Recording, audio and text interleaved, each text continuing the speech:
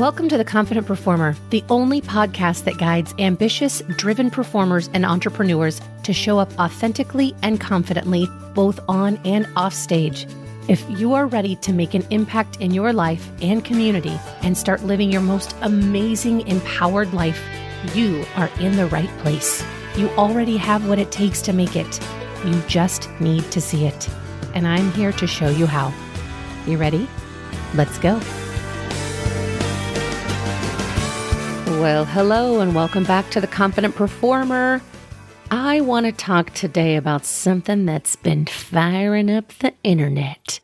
And it is very intriguing to me, and I love looking at all sides of the components that are part of this interesting public event. And I want to talk about what that looks like in the industry, what that looks like kind of behind the scenes, and then what it looks or translates to the people watching or receiving the product. Now, this is in regard to the stage adaptation of the 30th anniversary of The Lion King. And people who have looked at TikTok or pretty much anything in the last week or so found just a lot of different opinions and perspectives on Northwest performance of young Simba and what that looked like. Now, I don't really follow all this kind of stuff unless I feel like I emotionally have to. And one of my friends mentioned it, and I emotionally had to get involved.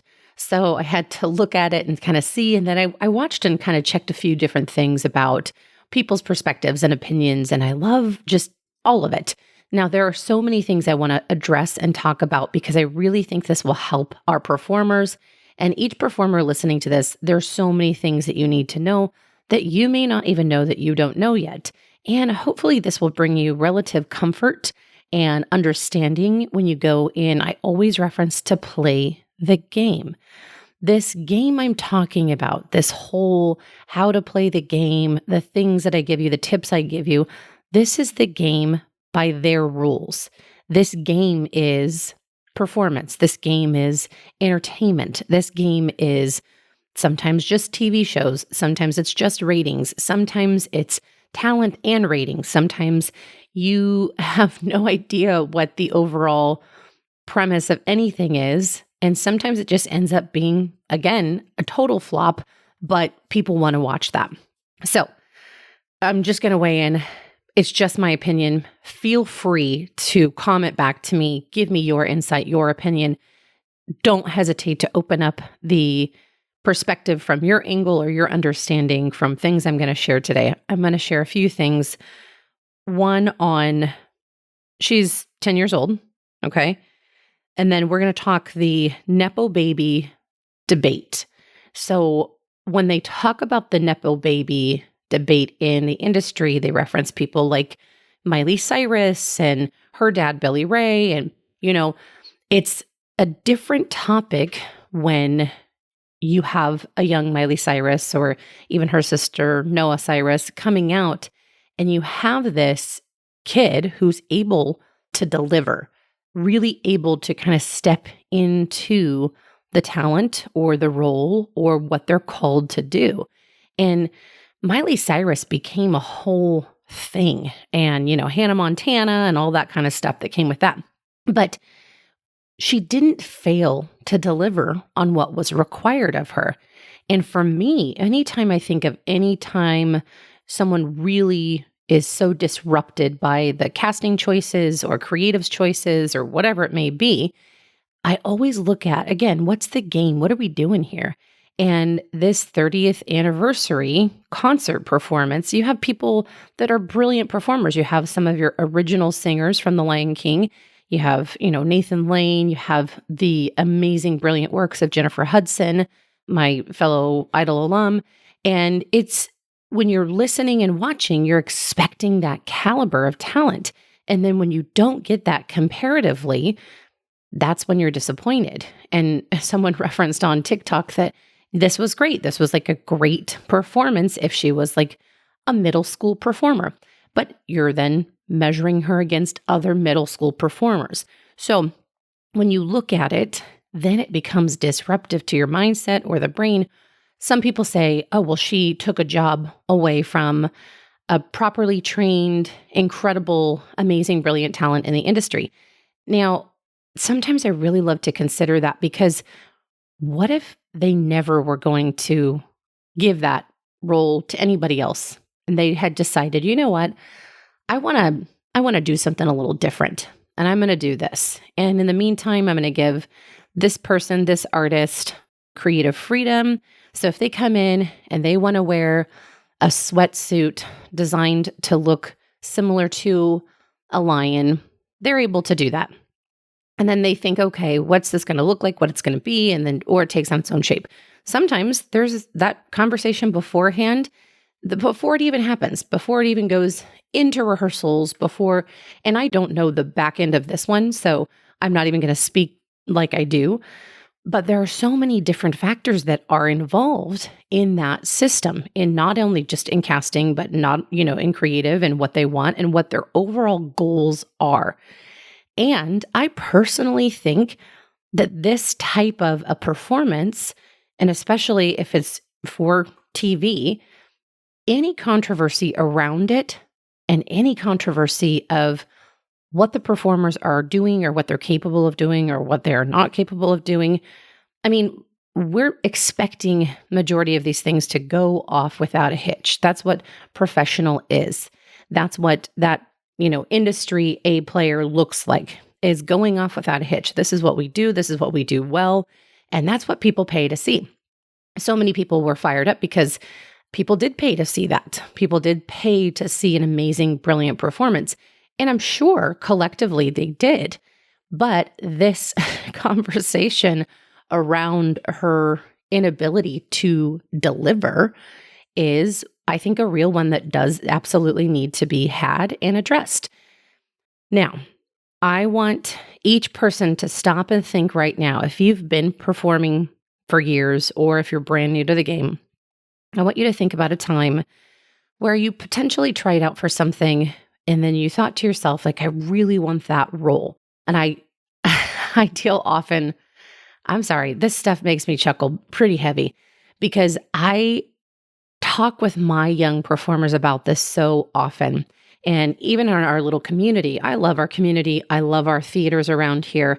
And I love the people. I love that people are working to be better, and people are working to get out there and get more parts and be seen and do all the things here in our community. I always tell my artists that I work with, listen to me. When shows are selected, people have an idea in mind of what they can do based upon the players that they currently have. We hope, now mind you, I'm on an artistic council, so I'm a vice president of a community theater here in my hometown, and the artistic council we've created allows that council to have a group of people selecting shows and weighing in from different parts of the community. I think it's a really great progressive way to look at the artistic director position. And that's what we did. We opted to go and get a team of people making these choices so that more people felt included, more people felt seen, more people feel as though they can make our community theater their home and really truly feel like it is community-based and founded. And we've been around since 1969. And the founder of that, Jim Philbrandt, recently passed away.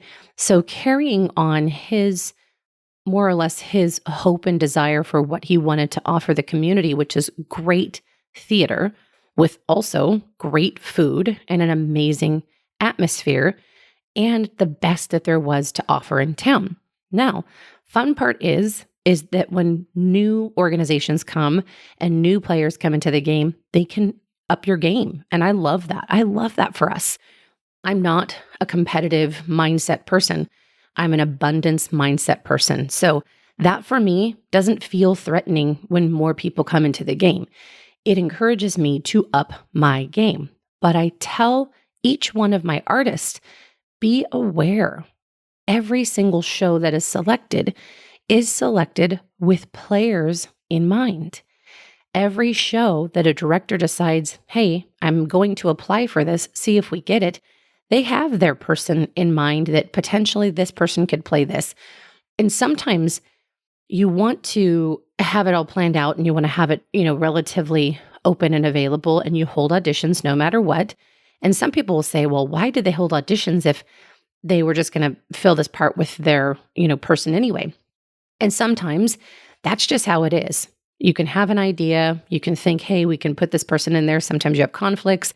Those dates don't work. Different things happen. So it's really important that you as artists listening to this information understand that that's already a preset thing. The quicker you can accept this, the easier it is for you to be at peace with what unfolds, regardless of how hard you work. And I referenced, the internet was buzzing about people saying, well, they took away this job from amazing, brilliant performers. Maybe that was never their job to even have. And sometimes that's truly the case. I think about this. It's funny because when my artists will go and they'll go out for the lead, I'll say, who's the director? I hear the information and I kind of chuckle and I think, okay. And I'll tell them, listen to me, sweetie, don't get your hopes up. And if you do, keep your focus up and your hopes centered. Your hopes are not, I'm going to be the lead. Because I promise you, if the director's son or daughter goes out for that same part, that's probably not your part to have. Now, is that fair? I put a question mark. Absolutely. Who knows if that's fair? Is it right? Is it just? Is it something that we should openly talk about or conversationally talk about, or just lay claim that sometimes it's fair and sometimes it's not fair? Sometimes if I have an artist and I'm working on a project and I'm doing a show and I'm the director, if I have worked with the artist that I place in that lead position, and it's down to the person I know and the person that is really, really good in front of me, but I've never worked with before, I will consider the person that I know, that I trust, that person may have an advantage in that moment. If someone completely blows them out of the water talent-wise, their resume is insane, their work ethic that's visible in front of you is just absolutely undeniable, then I will give them that opportunity, that new person I've never worked with, because what they're showing me or what is in front of me are the things that I need to see. And there was a person that referenced, you can see that Northwest didn't even appropriately practice or rehearse for this. And honestly, you never know what their actual rehearsal looked like. They could have rehearsed nonstop. They could have rehearsed at home over and over and over and over again. And she could have very well have been like, man, I'm on top of my game right now. Like, I've never been better. I've never felt better. And, Kim and Kanye and, oh, I'm sorry, I think it's Ye now. He very well could say, hey, I'll help you, or I won't help you, or hey, this is your own thing and you just do this, baby girl, you do this on your own, you figure this out. And who knows? Again, who knows behind the scenes what's actually going on? But what I want to say is that seeming lack of effort appears when you are around professionals. That's the thing. So when you go to a community theater and you see a lot of performers and you have a professional performer in a show, you can see a divide. Ideally, the community theater that you're performing in helps these others raise their game. I'm going to tell you though, there's massive pushback when you have a professional performer in a community performance. There is a great divide. And the great divide oftentimes is people's insecurity. So, Northwest being in this scenario, how often do you think she's walking around feeling ultra insecure in her life with the parents who have this vibrational industry status at where it is? Who knows? Okay. So she's probably very familiar with what goes on, what people say about her mom, potentially, what people say about her dad, potentially, now what people are saying about her. So she is a child. I always think they're, in my opinion, they're trying their best. They're doing their personal best. And everybody's journey is different. Letting that journey be what it is one thing. There was a reference about internet trolls, coming at her as a 10-year-old. I'm going to tell you, that is a true thing. That is a true thing, and we cannot escape it. We cannot avoid it. We're very aware of it. But her dad is the ultimate troll when it comes to trolling. Straight up trolling award shows when people win, grabbing the mic and talking about who should have been the winner. So, I personally think if that level of disrespect is a precedent and then their child comes out, mind you, he set that precedent and that level of disrespect. Their child comes out, they're gonna get some crazy backlash. People sitting behind computers, people trolling, people sharing their opinion. They're gonna get it. It comes with the territory. So I want everyone to be focused on the realism that is absolutely going to come with being in the industry. There's so much conditioning that happens. How much do you listen to? How much do you take in? And again, getting yourself to this super strong self-concept where you know what you stand for, you know what you are. It's so much easier to accept that criticism is out there. People have opinions. People are entitled to them. Just like this. This is an opinion-based piece. I'm sharing my opinion based on my foundations and beliefs and perspective with you.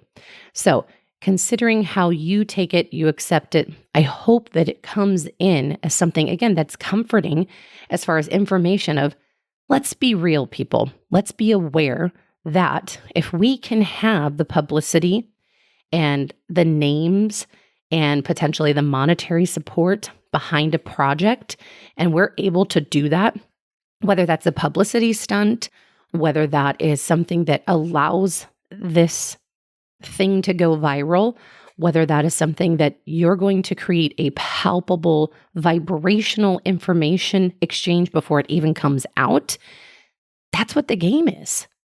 That is the name of the game. You want people to watch the thing. You want people to go to the show. You want people to pay the money to see the thing. You want people to tune in. That's what this is about. That's what entertainment is about. So, is it that this person has to be the end-all be-all of singers and performers? No. Can you visibly see if you watch any videos that was the case with Northwest? She is not a gifted and talented performer. She is not a gifted and talented persona. You can see, and if you're watching, and again, that's a perspective, that's my opinion, but I work with brilliant artists, brilliant performers. And so me seeing that, I was just at my daughter's school talent show, and wonderful little kids, beautiful singers. There's going to be some great divides. I see a ton of beautiful little singers, but they're missing stage presence, but they're missing confidence, but they're missing the overall way of showing up as a character. They're missing the entertaining component. They're missing the component that separates them from the audience as far as we're not watching people out in the audience. We're not thinking about what they're thinking about. We are just performing. So there's a lot of things that we could clean up nice and easy. And there's a lot of things that they will just learn along the way. So that's all in all, my kind of final information on that. So when I say to you, my brilliant, beautiful, amazing, confident performers, when you audition for a show and it's down to you and the director's kid, I want to tell you, did you not get the job because you were a no talent hack? Or did you not get the job because you didn't know the right person? I want you to consider that. I want you to not get down in yourself. I want you to take every single job, every single opportunity as something for you to learn from.